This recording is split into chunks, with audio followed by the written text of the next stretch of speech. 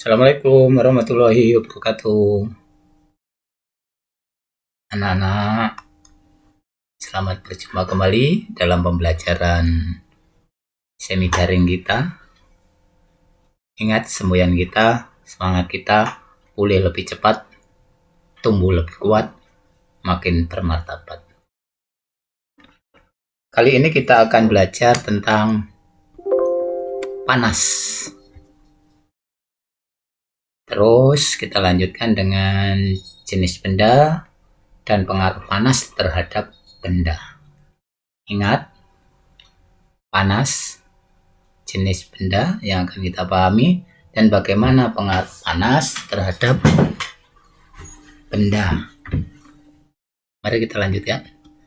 Nah, anak-anakku sekalian, yang perlu kita paham pertama, sumber panas di bumi ini adalah bumi. Sumber panasnya yang paling utama adalah matahari. Ada lagi sumber panas dari buatan manusia, kayu bakar, kompor, listrik, dan sebagainya. Dan ini sumber panas bagi kita yang sumber panas terbarukan, panel surya. Panas dari matahari, panas dari kayu, panas dari panel surya, panas dari listrik, panas dari BBM, semuanya itu menghasilkan energi yang sangat kita butuhkan. Seperti pembelajaran yang lalu, matahari menyuplai panas ke bumi, bagi tumbuhan hijau dipakai untuk proses fotosintesis.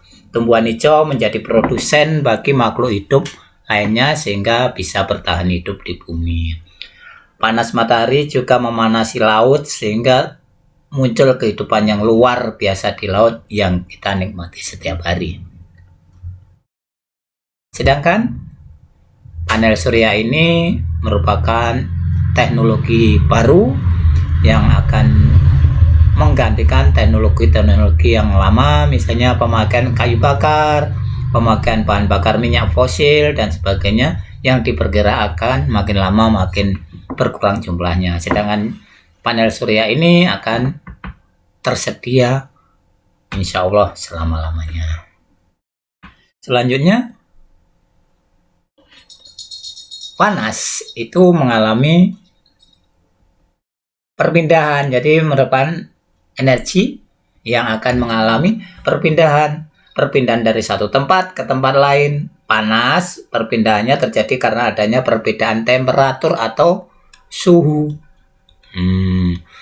Panas akan bergerak dari temperatur tinggi atau suhu yang tinggi ke tempat yang suhunya lebih rendah.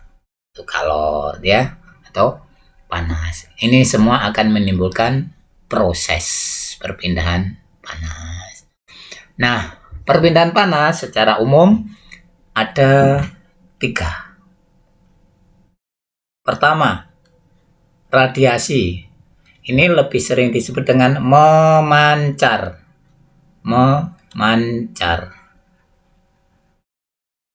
Contoh, perpindahan panas dari matahari menuju bumi itu memancar melalui ruang hampa. Ruangan yang tidak ada udara. Misalnya ada kegiatan api unggun, kalian ada di sekitarnya di sini juga akan terkena dampak dari panasnya api yang membara di tengah perkemahan ini. Walaupun di sini jarak antara ruang ini ke kamu tidak terlalu jauh dan di situ masih ada udara, tapi sangat minim lah perannya. Hanya saja di sini juga terjadi konveksi. Nah, rambatan panas pada api unggun ini kadang-kadang dibawa oleh udara yang mengalir atau angin. Kalau anginnya ke sebelah barat, maka kalian akan merasakan panas di sebelah barat ini lebih besar daripada yang ada di timur api unggun. Nah, ini aliran. Nah, konveksi ini juga terjadi aliran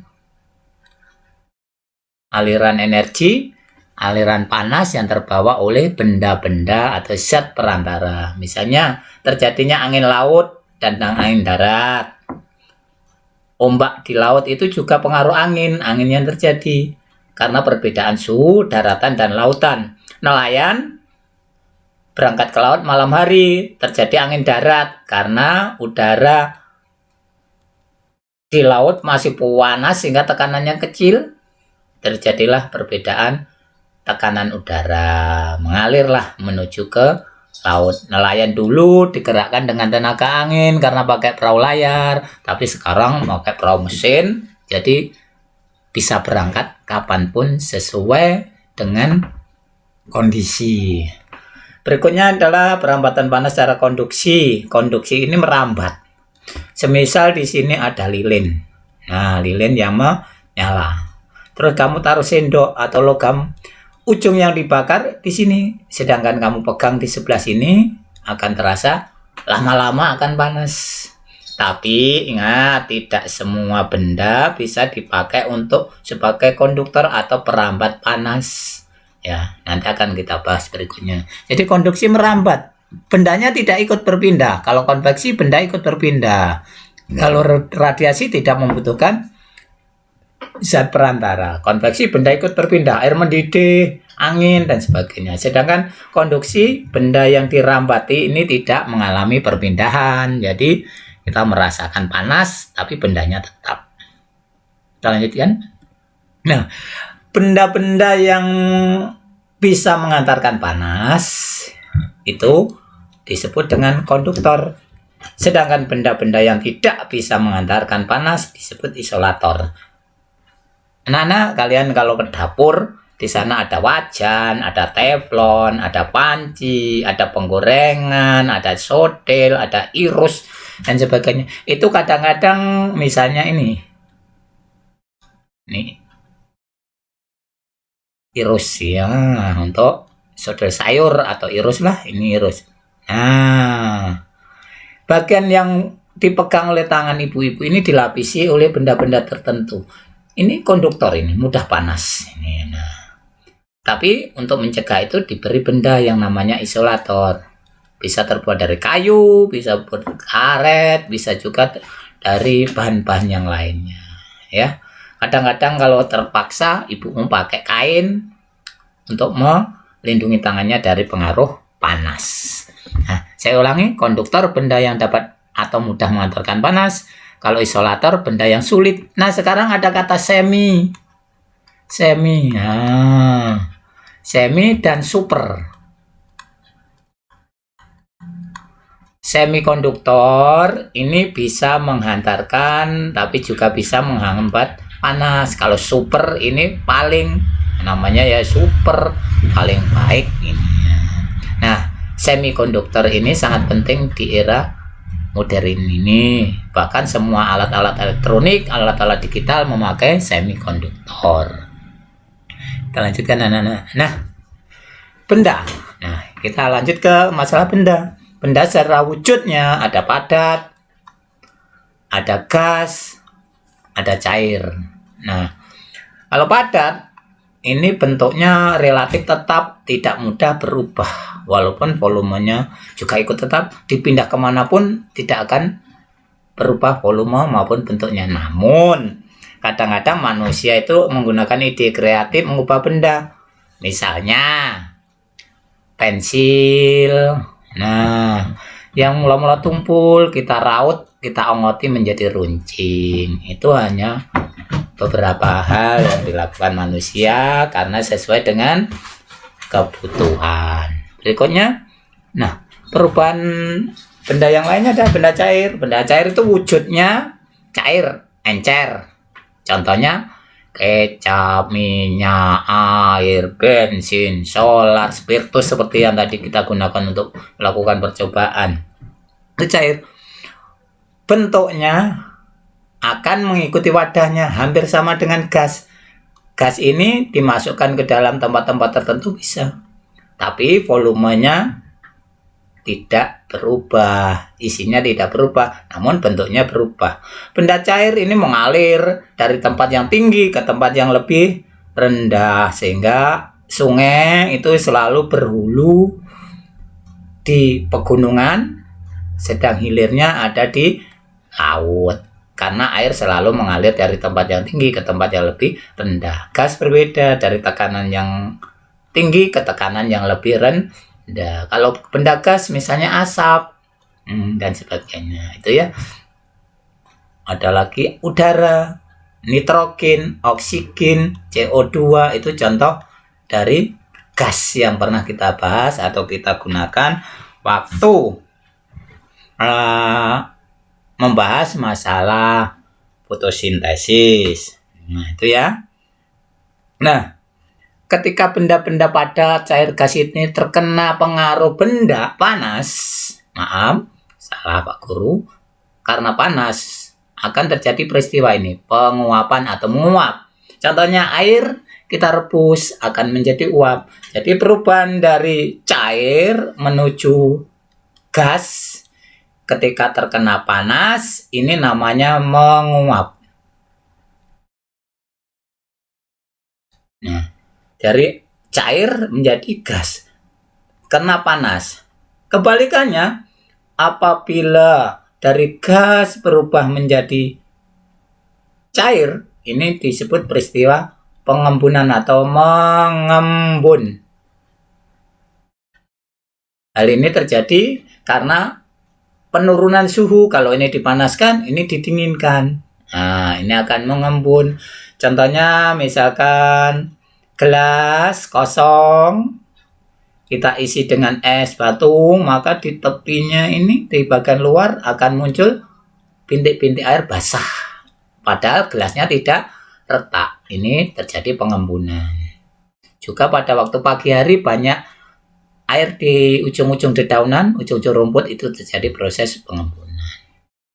Nah, sedangkan ada lagi dari cair menjadi padat. Nah, ini ya namanya dari cair padat. Ini misalnya padat mana ya, padat es batu.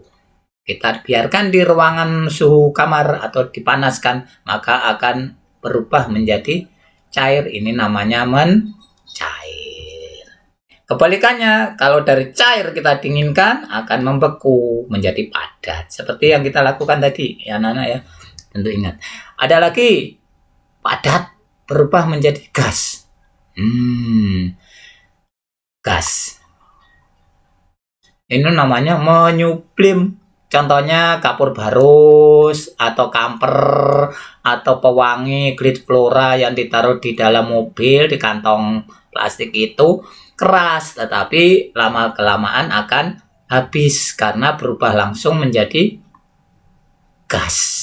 Nah, kadang-kadang terjadi keanehan anak-anak.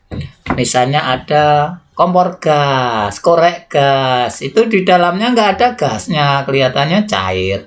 Ya, korek gas yang sering kita pakai itu kalau lihat di dalamnya cair, tetapi ketika dikeluarkan nggak keluar cairan, langsung keluar gas. Itu karena gas yang ada itu dimampatkan, ditekan sedemikian rupa dan didinginkan sehingga menjadi LPG, liquid petroleum gas, atau gas dalam bentuk cair. Makanya kalau korek itu kamu banting meledak, nggak ada cairan yang keluar, langsung berubah menjadi gas. Kita lanjutkan. Nah, perubahan-perubahan itu tadi secara umum bagi dua. Perubahan fisika. Benda yang berubah bisa mengalami proses kembali. Yang kedua, perubahan kimia. Tidak, misal es batu kita cairkan jadi air. Kita bekukan bisa kembali menjadi es batu. Itu namanya perubahan sementara atau perubahan fisiknya saja. Sedangkan kimia tidak. Misalnya ini selembar kertas, kita bakar berubah menjadi abu. Menghasilkan energi juga, tapi tidak bisa kembali lagi ke bentuk semula. Itu perubahan kimia. Ya, kita lanjutkan. Nah, ini anak-anak, kalau kalian ke rumah sakit atau ke puskesmas, ada alat yang bernama termometer. Termometer ini digunakan untuk mengukur suhu. Termometer ya, ini termometer badan yang masih lawas kuno menggunakan air raksa yang warnanya kuning, silver atau merah. Ini kalau ini termometer ruangan, sedangkan ini termometer digital. Termometer itu ada macam-macam jenisnya. Digunakan sesuai fungsinya masing-masing. Nah, termometer ini ditemukan oleh Galileo Galilei. Nah, orang asing. Nah, nanti kita bahas di dalam pertemuan berikutnya. Nah, sekarang ini alat-alat ini sekian banyak ini akan kalian temui di rumah kalian. Ada pengaduk ini dari logam, ada spatula atau sotel, ada iris, ada serok. Ini apa ini, kayak godo ini apa ini? Ada sendok, ada pisau. Di sini tentu saja ada yang bernama konduktor dan ada yang bernama isolator. Ada yang mudah mengantarkan panas, ada yang sulit untuk mengantarkan panas. Kalau yang mudah namanya konduktor, kalau yang sulit namanya isolator. Nanti kalian catat mana yang bagian konduktornya. Tentu saja kalian harus melihat bendanya secara langsung di rumah kalian agar kalian lebih jelas. Nah, anak pernah melihat benda ini? Ya, ini setrika zaman jadul, zaman kuno sekali. Ini terbuat dari logam besi atau baja. Di sini ada ayamnya, ayam yang nggak pernah mati. Nih, kalau digerakkan ke depan akan ngancing, kalau di belakang, di depan buka, ke belakang ngancing. Ini bahan bakarnya areng kayu. Nah, ini setrika modern. Ini lebih modern lagi karena ada uapnya atau setrika uap. Setrika ini semuanya walaupun sumber energinya berbeda, di sini dan di sini juga berbeda semua. Namun intinya bagian yang bawah ini harus konduktor, mudah mengantarkan panas. Sedangkan bagian yang atas yang dipegang oleh orang yang setrika ini namanya isolator. Harus isolator, kalau tidak ya kepanasan nanti. Ya, isolator yang tahan panas sehingga tidak hancur. Nah, ini kalian tentu pernah melihat termos. Di rumah kalian ada termos. Bagian-bagiannya ini tutup. Nah, penutupnya ini biasanya ada semacam gabus atau kain yang dibungkus kain. Nah, bagian ini berguna untuk menyumbat atau menutup sehingga panas yang ada di dalam termos ini tidak mudah keluar. Bahkan jangan sampai keluar kalau bisa. Yang kedua, bagian dinding kaca. Kalau kalian keringkan termos, isinya dikeluarkan habis, bagian dalamnya ini akan berkilau karena itu dinding kaca. Dinding kaca yang berkilau ini mencegah suhu panas yang ada di air ini keluar. Bagian luarnya nanti dilapisi dengan ruang hampa, vakum, tidak ada udara. Terus di sini ada pelindung gabus atau styrofoam. Ya, kadang-kadang gabus atau styrofoam yang keras sehingga melindungi kaca yang menahan air ini. Terus karet tentunya. Terus yang terakhir adalah bagian yang isolator paling luar dari plastik atau karet dan sebagainya. Bahkan ada yang dari logam, fungsinya untuk melindungi bagian-bagian termos ini. Demikian. Ada kurang lebihnya, mohon maaf. Kalau ada yang kurang jelas, kita akan bahas dengan cara praktek langsung di kelas. Kita mengamati, melihat, dan sebagainya. Terima kasih dan tetap semangat. Dengan belajar semacam ini, kalian bisa mengulang. Dan di sini saya tidak akan bisa marah pada kalian. Bagian mana yang sulit kalian ulangi, bagian yang kurang bisa dipahami kalian catat. Nah, nanti akan saya berikan penjelasan dan link materi serta soal nanti akan saya susulkan di dalam YouTube. Akhirul kalam. Assalamualaikum warahmatullahi wabarakatuh.